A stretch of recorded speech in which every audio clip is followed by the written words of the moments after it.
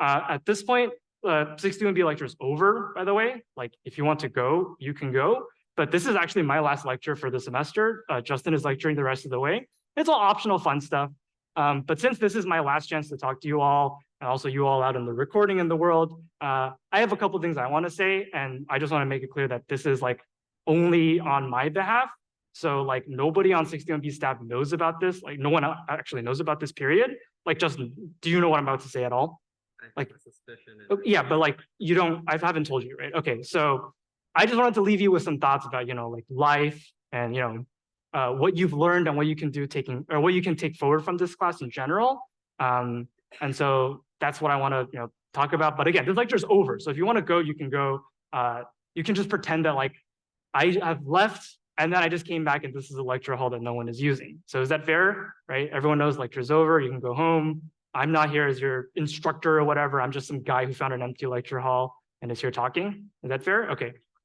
I am recording this, yeah. Okay. Hopefully it's okay with everyone. Okay, I just want to make sure. Okay. So with that in mind, again, like if you want to go leave halfway through, I don't care. But something I do want to say is, I mean, this is something I've been spending a lot of time thinking about and something I've been like spending my weekends doing as well. So I don't know if you all been like, following news or whatever, but there's been a situation going on in Gaza, right?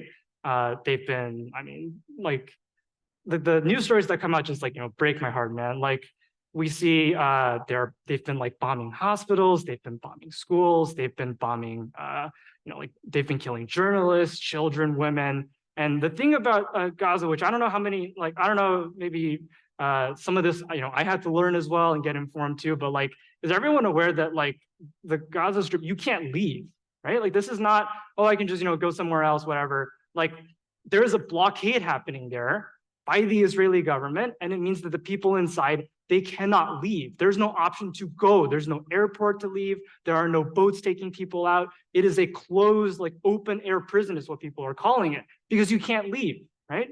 And so that is, something that I think maybe a lot of people don't realize, but I wanted to get the word out there.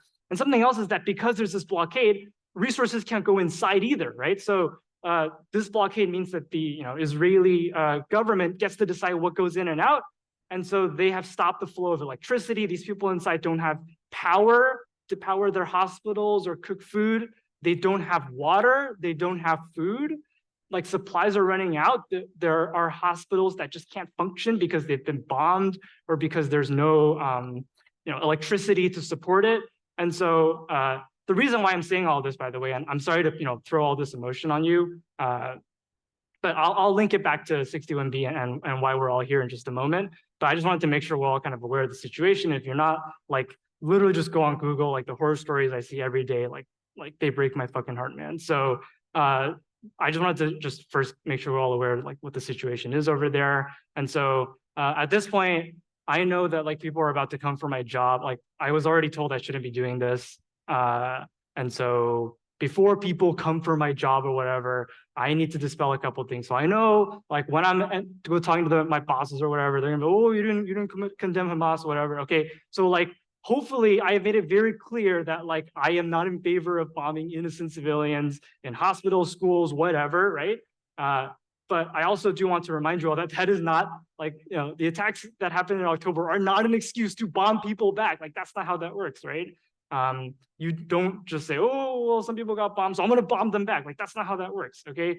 And I also want to remind you that, like, history did not start in October. We were here talking about Java before October. Like, there was things that happened before the attacks in October. There's, like, 75 years of Palestinian history that of oppression, of ethnic cleansing, of genocide that's been happening for the past 75 years. There have been people in Palestine who've been taken political prisoner for decades, and they haven't, been, awarded a fair trial or anything at all. And so, sure, we talk about release the hostages and, the Israeli hostages, and I'm in favor of that too. But let's also, at the same time, not be afraid to talk about the Palestinian hostages who are being held by the Israeli government. Let's not be afraid to talk about the hostages who are in Gaza and cannot leave. I think that's a hostage situation too.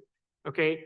And so if anyone wants to, like accuse me of being terrorist sympathizer or whatever, I want to make it very clear that I'm not. and that's not what I'm here for. Okay, and if you want to also come to me, oh, way to be anti-Semitic and anti-Israel, whatever, I do want to make it clear that anti-Semitism is not anti-Zionism. They are different things. And when I was out here, by the way, these are all my own photos, like from the past 4 or 5, whatever weekends.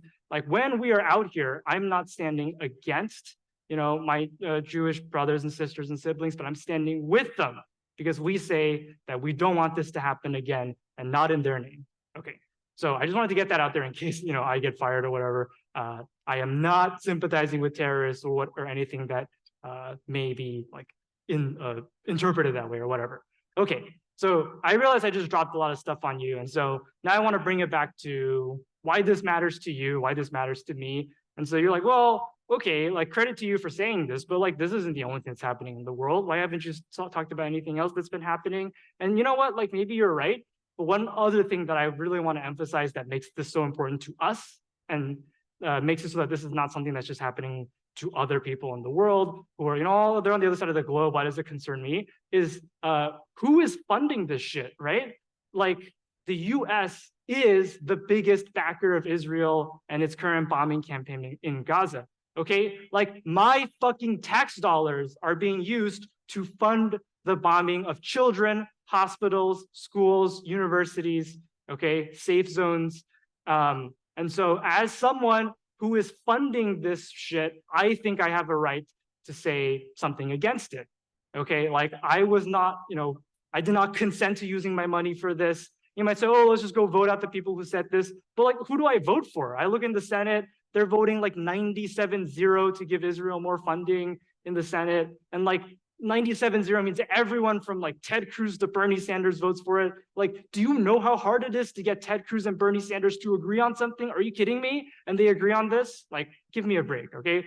So I think if my tax dollars are being used to fund this shit and your tax dollars are being used to fund this shit, I think I have a right to say something about it in the space that I have. And maybe it's selfish of me to say, oh, I have a space here to talk about it, but I think you do too. And so this is where I'm going to bring it back to 61B. So like, what have you learned in this class? Sure, I could sit here and tell you all about, oh, we learned about, there's a summary of sorting and we talked about priority queues. But like, to be realistic, like, are you really going to remember what radix sort is in like 10 years without looking it up? Like, probably not, okay? And that's okay. I'm not offended. Like, I didn't remember what LLRBs were before I came and taught this class again. And that was like, 5-6 years ago for me. But what I really want you to take away from this class personally, and maybe everyone else has different opinions, and that's okay, but I think that from 61B, what you have gained is you've gained the power to be successful. I don't know how else to say this really, but like you've gained the privilege to get a Berkeley degree in computer science, which is not some like, it's not just like a crummy piece of paper. The Berkeley degree in computer science or data science is going to unlock so many opportunities and paths for you to be successful out there. You can go out and get a software engineering job that pays, like 2 or 3 times whatever the hell I make. You can go out and, do consulting work or engineering work and build amazing, complicated things and contribute to massive projects that like they change governments, they change how we live as a society, they change the world, right? You go work for like a tech company, Facebook, Google, whatever, right? You're changing the way in which the people in the world get information.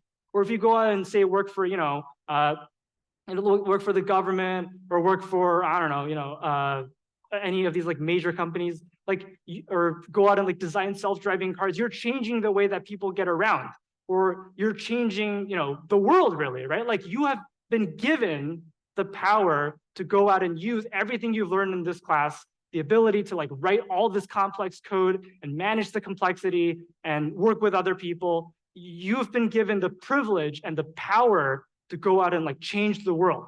And so what I really want to like impress on you is that because you have been given this power, I think it's important to know what that power can be used for. And I know that there's already been talk, I'm sure you've heard all about, oh, there's ethics in AI and, there's, I don't know, all these other like tech related things. And you're like, wait a minute, like, this Gaza thing, sure, it's an issue, but what does that have to do with me? Like, I'm someone who's going to work in engineering and technology. So what does this have to do with me? But it does, right? And so something I've heard from all the people that I've talked to out here And I've been trying my best to listen, and I'm not going to sit up here and pretend like, oh, I'm an expert, listen to me, whatever. I'm just one guy who's trying to do his best to learn about the issues. So one thing I've heard from a lot of people, which really resonated with me, is that we are not free until Palestine is free. So what does that mean? Well, I think you can interpret it lots of different ways. I'm not going to tell you how to interpret it. But to me, what it means is that all of our struggles are interconnected. So when you go out and work for something like, let's go, develop some AI that's going to like recognize people's faces or whatever. Well, that kind of technology is something that like all these armies are using to identify people and protesters and try to prosecute them. Like that is connected.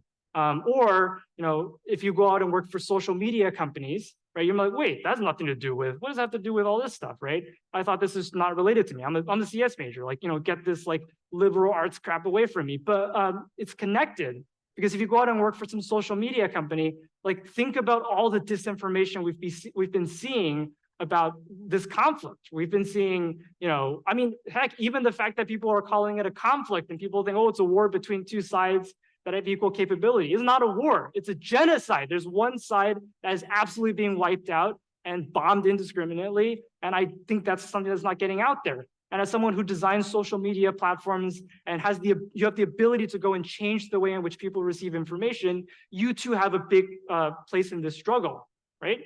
It's not just, oh, I'm a CS major, there's nothing to do with CS. They're connected, okay? And I mean, even for me, like, sure, I don't have a tech job or whatever, but I work in education. And even something like, the education sector, I feel connected to this too. And so like, think about, I mean, did anyone have trouble getting into 61B or any other classes? Has that been something everyone's been experiencing? Once you get into the operatives, I promise you'll have trouble getting into classes, no question, right? Has everyone been experiencing those like 100-minute office hour wait times that we're trying our best to get through? You know those, right? Or even just like posting on ed, waiting 2 days, no answer, because there's just so few of us and so many of you, right? We're all underpaid, overworked. There's just too many of you coming in. But like, why does it have to be that way? Why is it that, I have to be here, teaching all these different classes, and all of our TAs have to like, and we tell them not to overwork, but we end up all just doing what we can to help you, and we still can't get to all of you. Like, why do we have to turn you away when you need help? Well, why aren't we funded? Why is the EECS department so chronically underfunded this way? And I'm not saying there's a direct correlation. I'm not going to accuse the EECS department of whatever, but as a state-funded school, like, and as a government-funded, publicly funded university, right? Like, there's priorities in this country, and somehow the priority in this country is not to fund the education that you are paying a fuckload of tuition for, and somehow all this money is getting funneled into like sending bombs to other countries so they can bomb children's in hospitals. Like, what, that's something that resonates with me, because I think that part of my struggle to get you all, education that I think you deserve is connected to the fact that our governments are okay with underfunding the EECS department over and over and over and over again until we have no money left to support any of you. Meanwhile, it seems like every time Israel needs more bombs, they can always pull up the money that they need. How can that be, right? And so I find those kind of things interconnected. And so when I see, the people of Palestine, like, band together and live through like really what is just some of the most horrific things I've ever seen in my life, really. Like, I see that stuff, I don't even know if I can watch it sometimes, like, God. And so, when I see this stuff, like, part of me, of course, just feels like pity and sympathy. Part of me feels anger that my tax dollars are being used to fund it, anger that your tax dollars and tuitions are being used to fund it. I mean, like, what kind of fucking tuition are you paying to like get this kind of, subpar staff support? Like, I'm okay with saying it, right? Like, we do our best, but it's ultimately not what you deserve. Like, what kind of tuition are you paying? Like, I paid fucking like 5 figures, I don't know. How much are we talking these days? Has tuition gone up recently? I don't even know. Like, forget the housing and all that, right? Like, what, 100,000, 200,000? I don't know, man. Like, it's just so much, and you're not getting what you deserve as, students. And I think that, even there, the struggle is interconnected. Like, we are connected to these people in ways that, like, even I'm still learning about, okay? And so, anyway, like, when I see these things, like, some part of me feels pity and sympathy, and part of me feels anger again that, like, I'm here and I can't do anything about it. My representatives are all out there voting to send them more bombs, and there's nothing I can do about it except, I guess, selfishly come up here and waste all of your time talking about this. But something else that I feel that I think is so much stronger than any of those other feelings of like pity or sympathy or even anger is like at a very deep level, I feel solidarity with these people, right? The people of Palestine are out here suffering things that I will never, ever have to suffer, God willing, and things that I will never be able to even imagine, the horrors of like entire families being wiped out. There are people whose entire families have been wiped out. That last name just doesn't exist anymore. And I just think about that and I'm like, how can I even imagine what that's like? Or, there are people out there who, have lost their homes, have been forced to go other places and still been bombed. Like, I can't imagine what that's like. And again, I think it's fair to feel, pity and sympathy. And I think that's a valid thing to feel. But I also, on a deep level, I feel solidarity. The people of Palestine give me the bravery to stand up here and tell you about this, even if it costs me my job, my reputation, whatever, fuck it, okay? Like, I think this is important enough to come up here and tell you about it. And again, I want to remind you that all these struggles, to me, they're interconnected. So when you go out and you have the power to change the world, really. I know it's like sounds so utopian and like really, but software and like computer science really is one of these like forefront fields. When you go out, when you have the power to write code that is complex and the ability to manage it, and heck, the ability to like take the stuff we've learned, use it in your software engineering interviews, and get all the like jobs that you want. That kind of thing gives you power. It gives you privilege. You're gonna have, you might have the money to do something about this. You might have the ability to contribute to companies that are either, actively supporting or opposing or doing something about injustices like this.